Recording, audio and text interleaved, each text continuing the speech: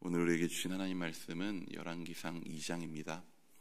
열왕기상 2장 1절부터 12절까지의 말씀을 함께 보시겠습니다.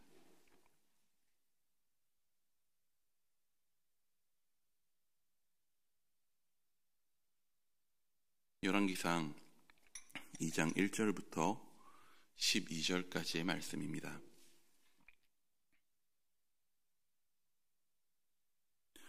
열왕기상 2장 1절부터 12절까지의 말씀을 우리 한 절씩 교독하도록 하겠습니다.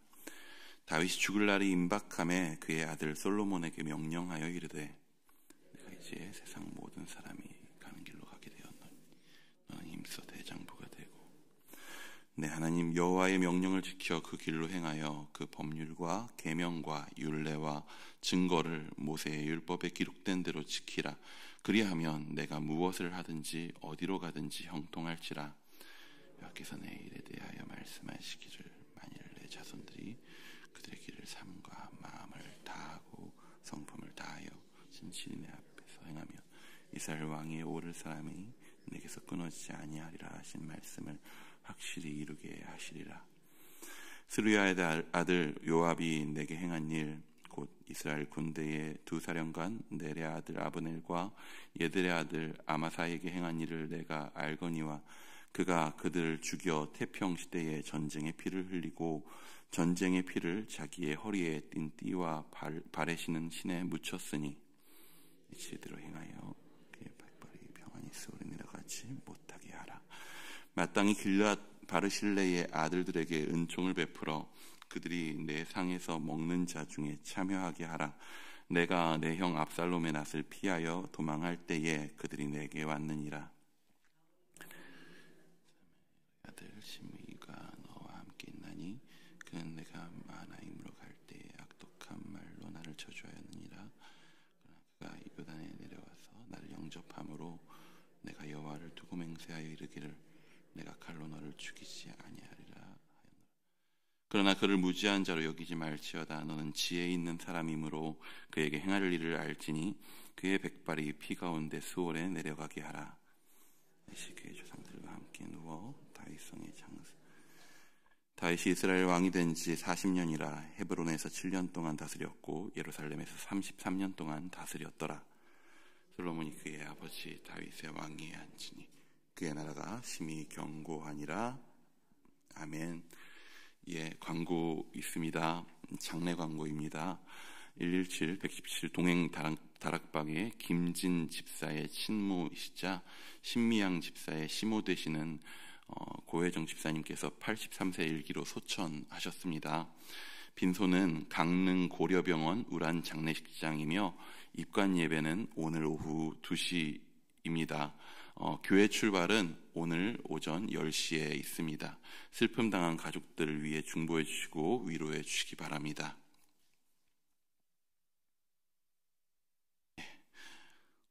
우리나라에서 최고의 왕 한 명을 뽑자면 누가 있을까요? 개개인 평가가 조금 다를 수 있겠지만 많이들 세종대왕을 뽑을 것입니다. 세종대왕은 우리나라의 최고의 임금으로 뽑히는 임금입니다. 그리고 혹시 그의 아버지가 누군지 아시나요? 세종의 아버지. 태종, 이방원이죠. 사실 요즘 근래까지 나왔었던 많은 드라마에도 그의 모습을 많이 다뤘습니다. 세종뿐만 아니라 그의 아버지였던 태종, 이방원의 모습을 굉장히 많이 드라마들에서 요즘 다뤘었죠. 많은 드라마들을 통해서 본 그의 모습, 이방원의 모습은 두려움의 대상이라고 할 수 있었습니다. 왕이 되기 위해서 그 손에 수많은 이들의 피를 묻힌 자죠. 사실 자기가 왕이 되기 위해서뿐만 아니라 자기 아버지가 조선이라고 하는 나라를 세우는 과정 가운데서도 고려의 많은 국적들을 제거했었던 그런 역할들을 했었던 사람입니다. 그럼에도 불구하고 그런 태종의 많은 무시무시한 행적들에도 불구하고 태종 최대의 업적으로 사람들이 꼽는 것은 무엇이냐 하면 바로 세종을 낳았다고 하는 것입니다. 단순히 이도라고 하는 이름에 생물학적 아버지를 넘어서 세종이라고 하는 왕의 그 치세에 방해가 될 수 있는 모든 것을 제거했다라고 하는 것에 있어서 많은 긍정적인 평가를 받기도 합니다. 세종이 뛰어난 능력을 갖고 있었지만 그 뛰어난 능력을 여과 없이 발휘할 수 있었던 데에는 세종의 치세 때에 세종을 방해할 수 있는 강한 적들이 다 사라졌기 때문이다 라고 평가하는 것이겠죠. 그리고 그 배경에는 태종의 작업이 있었다라고 평가들 하는 것입니다.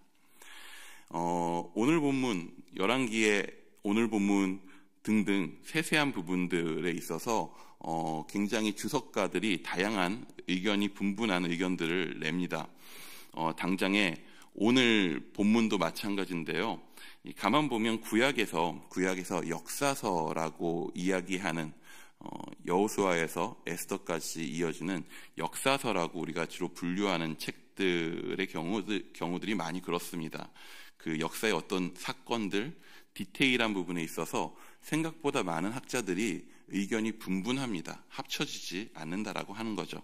그 와중에서 열왕기는 좀 더 많이 그런 것 같습니다.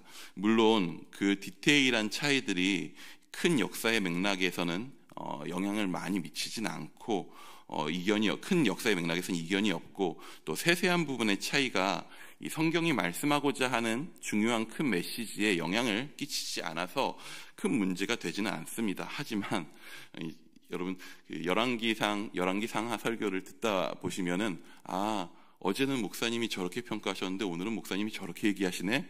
가서 물어봐야 되겠다 라고 생각되실 수 있는데 물어보시면 좋고요. 근데 저 목사님 틀렸네, 저 목사님 다르네 라고 그냥 생각하지 않으셔도 좋습니다. 열왕기 같은 경우에 굉장히 역사의 디테일한 부분에서 평가들이 많이 갈립니다. 다양하기 때문에 혼란스러우실 수도 있지만 혼란스러워하시지 않고 도리어 하나님께서 우리의 길을 인도하실 것이기 때문에 다양한 상상력으로 본문과 씨름해보는 시간이 되실 수 있으면 좋을 것 같습니다.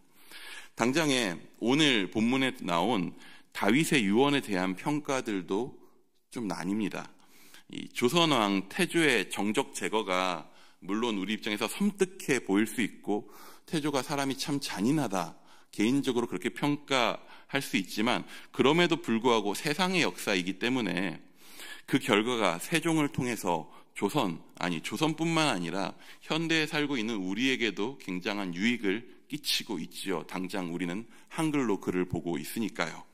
그런 경우에라면 그렇게 유익하다면 긍정적으로 태조의 그런 행동들도 긍정적으로 평가받을 수 있고 그런 경우들이 많이 있습니다.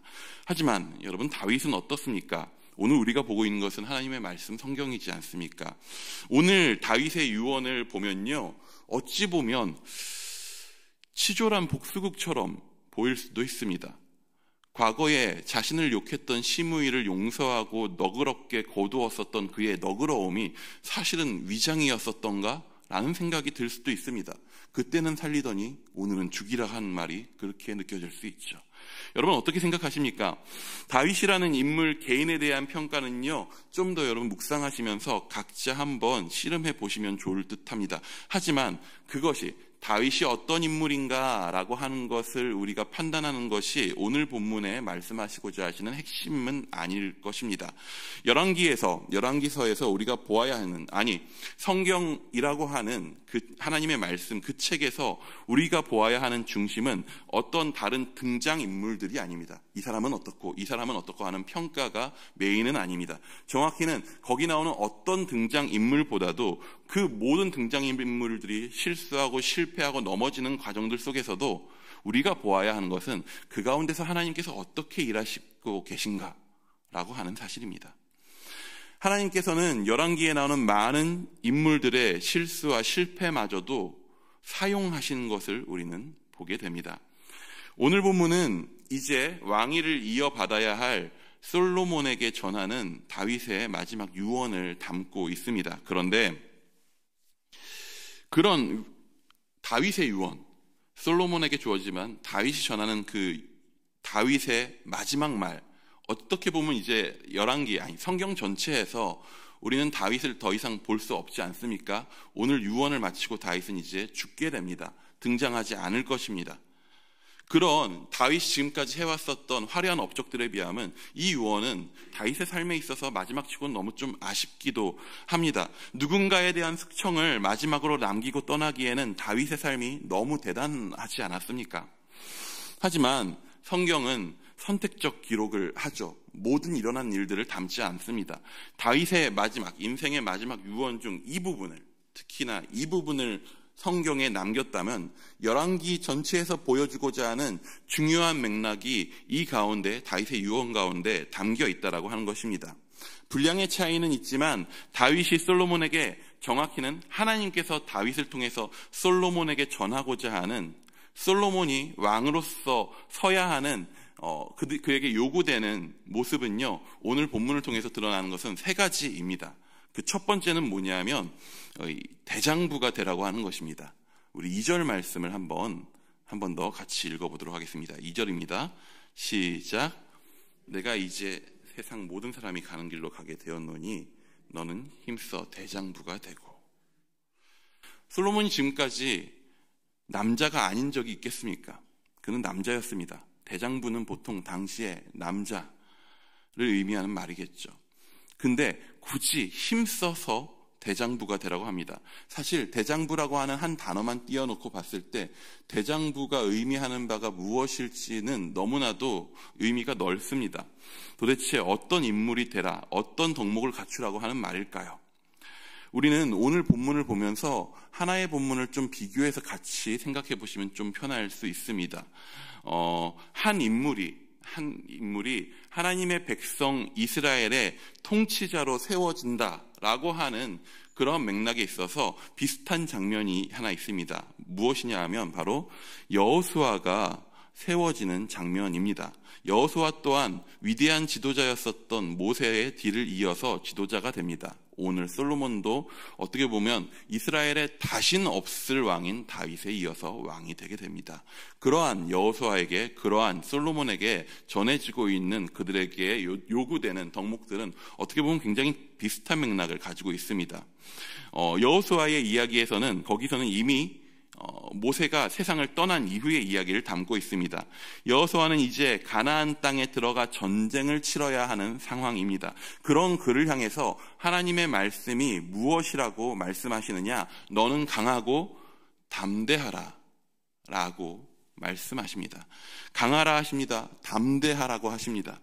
어찌 보면은 오늘 솔로몬에게 다윗이 이야기하고 있는 너는 힘써 대장부가 되어야 한다, 대장부가 되라 라고 하는 맥락이 거기에 굉장히 많이 맞물려 있는 것 같습니다.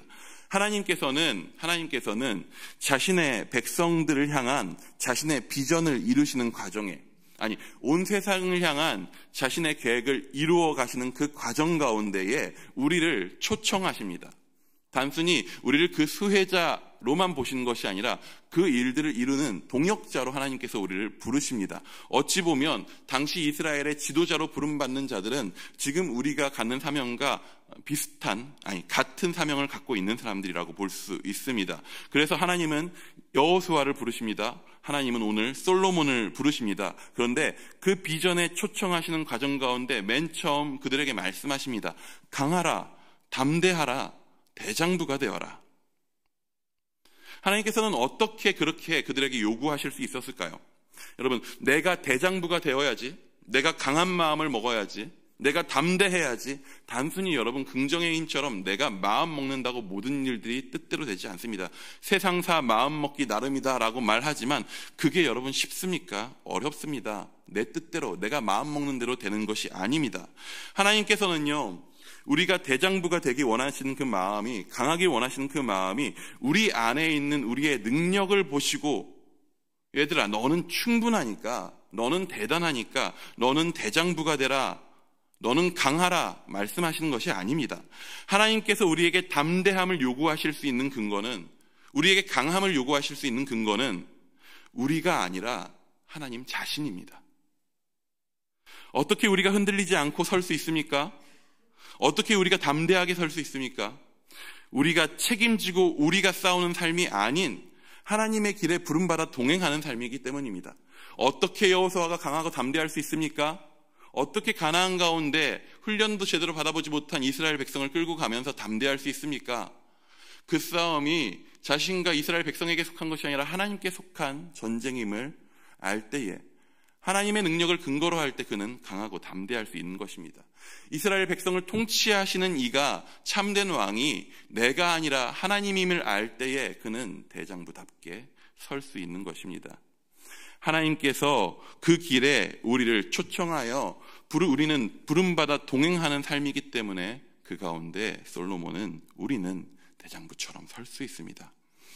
그렇기에 우리가 그 길을 걸어가기에 또한 우리에게 요구되는 중요한 또 하나의 덕목은, 두 번째 덕목은 그의 말씀을 듣는 것입니다. 우리 3절 말씀도 한번 같이 읽어보겠습니다. 3절입니다. 시작.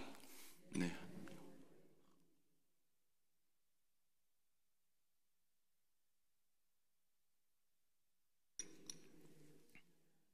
그리하면 내가 무엇을 하든지 어디로 가든지 형통할지라. 이 또한 여호수아에게 주어진 명령과 맥을 같이 합니다. 여호수아에게 하나님께서 강하고 담대하라 말씀하시면서 또 무엇을 말씀하시냐 하면 율법을 내 입에서 떠나지 말게 하고 좌로나 우로나 치우치지 말라고 하십니다. 다른 길로 가지 말라 하시는 것입니다. 우리는 하나님의 놀라운 비전에 우리의 삶을 초청받은 사람들입니다. 이스라엘의 왕은 자신의 판단이나 정세의 변화가 아닌 하나님의 뜻에 기울여야 하는 사람입니다. 이스라엘의 지도자들이 어떠했습니까? 이스라엘의 가장 유명한 지도자라고 할 수 있는 이들은 어떤 이들입니까? 모세는 율법을 수여받은 자였습니다. 하나님의 말씀을 수여받아 이스라엘에게 전한 자입니다. 여호수아는 어떤 자입니까? 그 모세를 이어받아서 율법책을 입에서 떠나지 않기를 요구받은 자입니다. 오늘 솔로몬에게도 같은 요구가 주어지는 것입니다. 주의 말씀을 들으라, 청종하라. 진짜 왕이 사실 너가 아니라 하나님이시다. 오늘 너가 다스리나 이 나라를 향한 다스림은 하나님으로부터 온다. 너는 그의 대리자로, 하나님과 동행하는 자로 그렇게 부름받았다.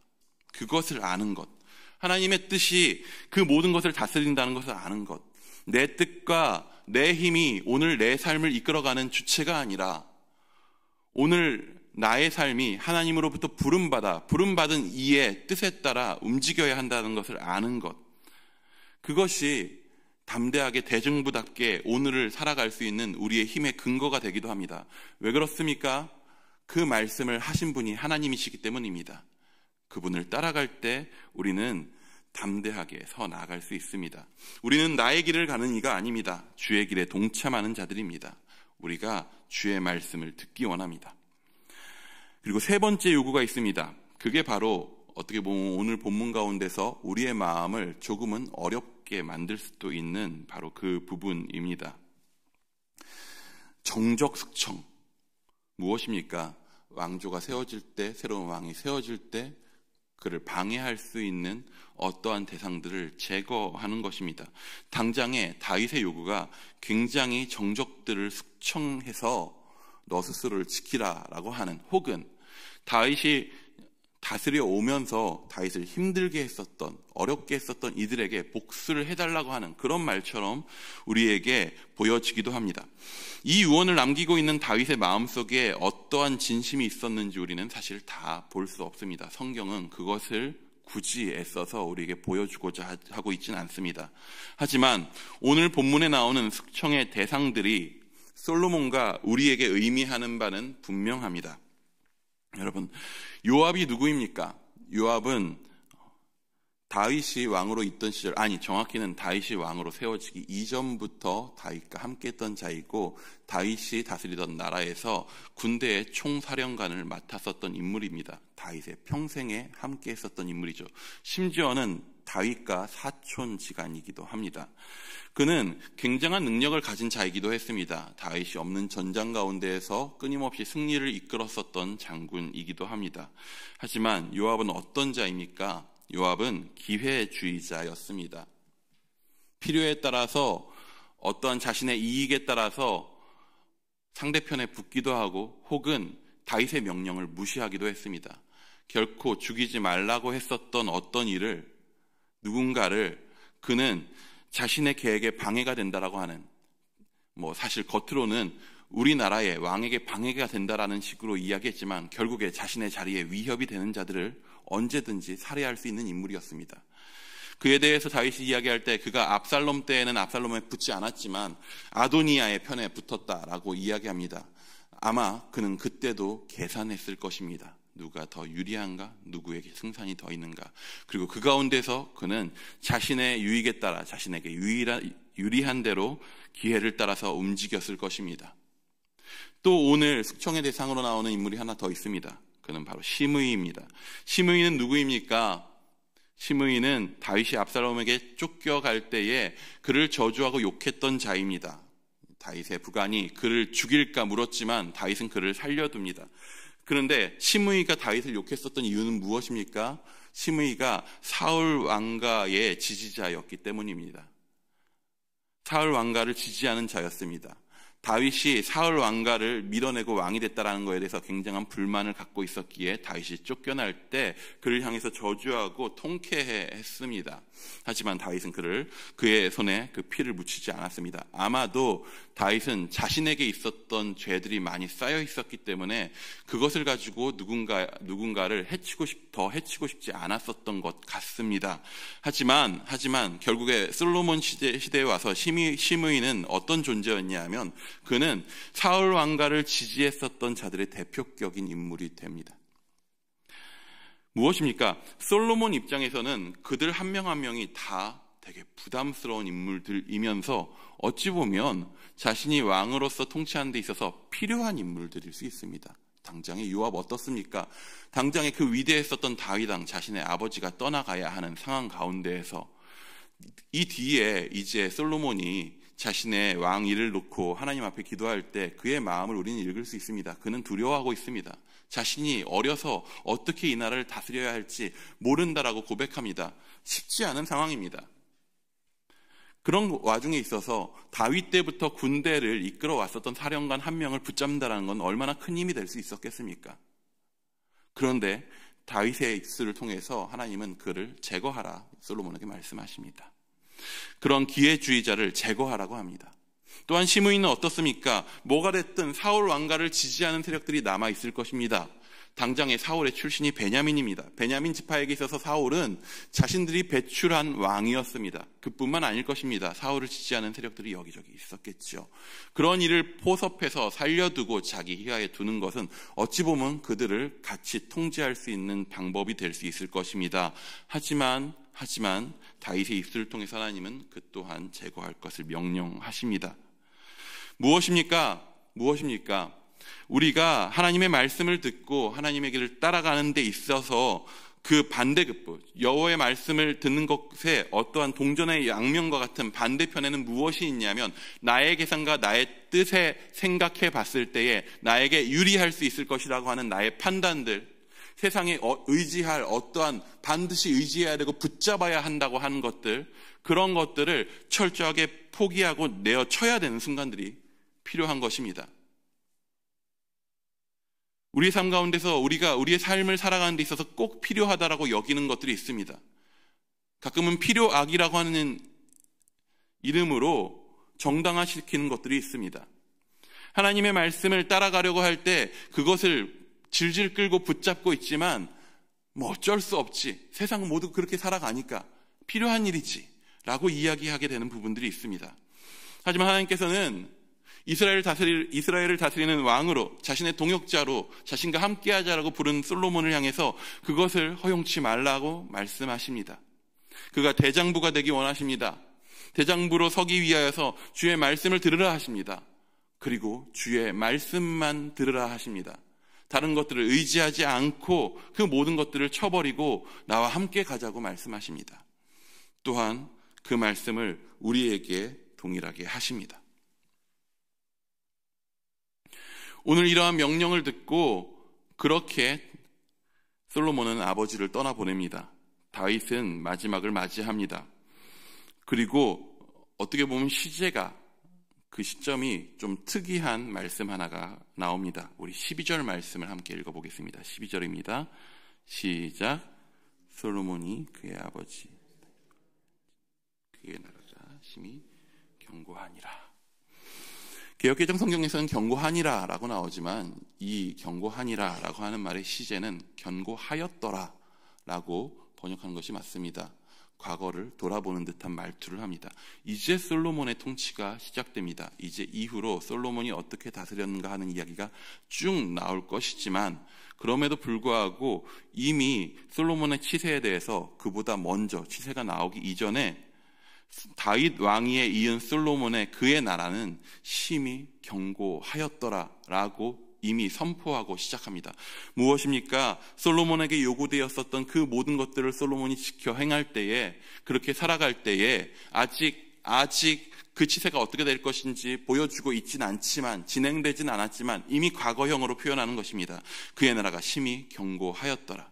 하나님께서 책임지는 그 나라에 대한 계획이 이미 선포되고 있는 것입니다. 우리에게 동일하게 말씀하십니다. 대장부가 되라고 말씀하십니다. 강하라 말씀하십니다. 담대하라 말씀하십니다. 내가 너희와 함께하니 담대하라 말씀하십니다. 그러므로 나의 말을 들으라 말씀하십니다. 청종하라 말씀하십니다. 우리는 넘어지고 실패할 것입니다. 무너질 것입니다. 어찌 보면 주일에 봤었던 말씀처럼 다윗은 무력했고 아도니아는 악했었던 그 모든 상황처럼 우리의 삶에 선한 것이 아무것도 없어 보이는 그런 순간들도 있을 수 있을 것입니다. 그럼에도 불구하고 하나님은 일하십니다. 하나님께서는 우리의 삶을 인도하십니다. 그러므로 우리는 하나님께서 어떻게 우리 삶 가운데 일하시는지 보아야 합니다. 들어야 합니다. 그리고 듣기를 결단하고 따르기를 결단하였다면 우리 삶 가운데 있는 그 모든 과거의 망령들을 끊어내기로 결단해야 됩니다. 오늘 붙잡고 있는 헛된 것들이 있습니까? 숙청해야 합니다. 제거해야 합니다. 우리가 의지하기 원하는 다른 것들이 있습니까? 우리가 내려놓아야 합니다. 오직 주의 말씀만 듣고 좌우로 치우치지 아니하며 그와 동행하는 오늘 하루 되시기를 축복합니다. 기도하겠습니다.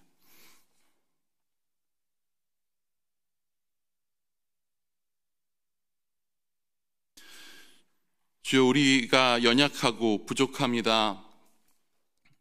정말 솔로몬의 고백처럼 나는 아이라 이 많은 백성을 어찌해야 할지 모르겠습니다 고백하는 것처럼, 주님, 우리는 오늘 하루에 내 인생조차도 어떻게 해야 할지 잘 모르겠습니다.